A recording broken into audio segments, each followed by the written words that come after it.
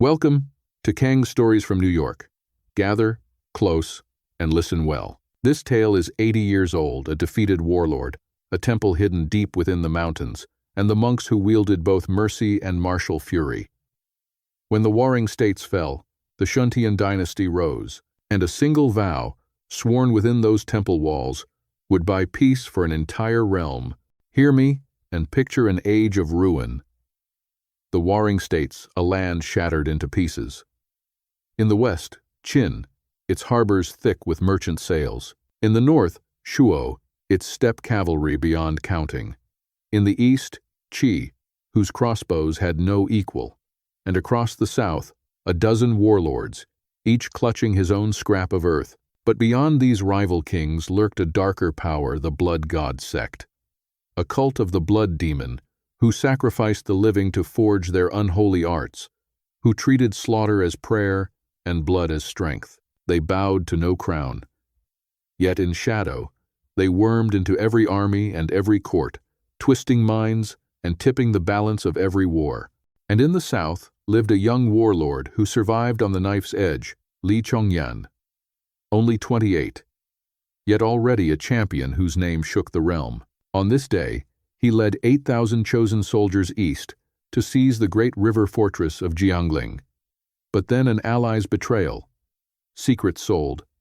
His army encircled. 8,000 brave souls scattered in a single night. Li Chongyan took 3 wounds, and his guards carved a path through the ring of steel. Of 30 riders, only 7 remained. The autumn rain fell like a waterfall. The world drowned in gray, and he lay slumped across his horse, rain mixing with blood, dripping down the muddy mountain road. "My lord, Mount Shaoshi lies just ahead," cried his lieutenant Zhao Hu, reining in. His face taut with fear. "The pursuers are less than 10 miles behind." Li Chongyan lifted his head, and there it rose. A towering peak piercing the clouds, its slopes wreathed in mist, the eaves of great halls glimmering through. The famed ancient monastery of the South Wuxiang Temple. 3 centuries passed. The sage Bodhidharma crossed from the west and sat facing this mountain wall for 9 long years, mastering the art of governing the martial through Zen. And more vital still, the temple's sacred chants were among the few powers in all the world that could stand against the blood curse of the Blood God Sect. Li Chongyan reined in before the temple gate, dismounted and staggered, nearly falling. He shrugged off the helping hands and climbed, step by step, the 100 stone stairs. Each stride tore his wounds a little wider, and the rain washed his blood into a faint red trail upon the steps. At last he reached the great wooden door, seized its rusted bronze ring, and knocked 3 times. "Who knocks?" came a calm, steady voice from within. "Li Chongyan, Baron of Shun." His voice was low, but every word rang clear, a defeated general, who begs an audience with the abbot. Within the abbot's chamber, an old monk sat in meditation, his white brows drooping low. This was the abbot, known across the land as the Holy Sage, the Master Daoyan. A frantic attendant burst in. "Master, thousands of soldiers surround all of Mount Shaoshi. They have come for the warlord." The monks pleaded, "Jing is a mighty state. Shelter him, and 3 centuries of Wuxiang Temple could burn." But Daoyan merely opened his eyes and spoke a single line. "The gate of the Buddha stands open to all. Open it and bring him in." That night, the warrior monk Xingkong himself washed, stitched, and dressed the warlord's wounds. Through the pain, Li Chongyan asked, "Do you not fear the trouble this brings?" Xingkong's gaze was calm. "To save one life is worth more than raising a 7-tiered pagoda. This is the Buddha's way. What is there to fear?" But that very night, in the woods at the mountain's foot, the attendant monk found corpses withered dry as kindling, as though some foul art had drained the very life from their blood. They wore the uniforms of Jing's army, yet the killing wounds were made by no blade. When Daoyan heard, his eyes darkened, and slowly he spoke 3 words: "The Blood God Sect." He crossed to the window and gazed down at the deepest part of the enemy camp, 3 tents, dark crimson red. Even across miles of mountain path, that faint, creeping stench of blood curse chilled the heart to its core. Listen well, this was no war between 2 states. This was a reckoning between the Buddha's way and the path of the damned. At dawn, Daoyan walked down the mountain alone and strode into the command tent of Jing's army. There sat the great General Cao Meng, broad as a bull, his face a slab of cruel flesh, who sneered, "Bold monk, you harbor my enemy, and yet you deliver yourself to my door?" Daoyan was serene and smiled but faintly. This humble monk would ask the general, what crime has the warlord committed? When two armies clash, victory and defeat are the way of war. Where is the crime in that? Cao Meng was struck dumb. Then Daoyan's voice turned sharp as lightning. And another thing. Among your ranks hide certain unusual guests, those corpses at the mountain's foot, drained of blood. General, do you truly know what has crept into your own army? Cao Meng's face went pale, and with but a few words, the old abbot forced that fierce warrior to slam the table and grant him 3 days. That night, sleep would not come.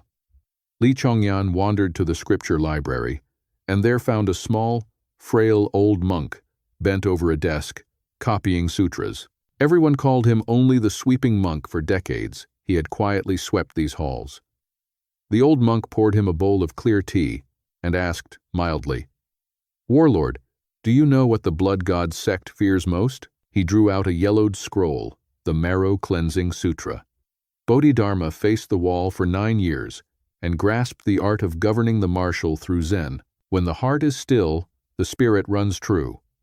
When the spirit runs true, no evil may enter.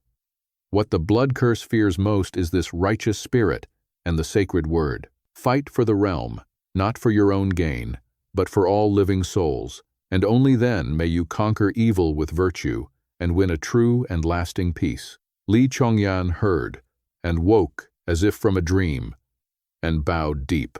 Daoyan led the warlord to the Hall of Arhats. There, within a great circular arena, 500 stone Arhats stood ringed about, each in a different pose, grave and solemn. 18 warrior monks lined either side, staves in hand, their presence overpowering, and at their head stood Xingkong. From his sleeve, Daoyan drew a string of ancient dark crimson prayer beads, a faint gold light coiling within.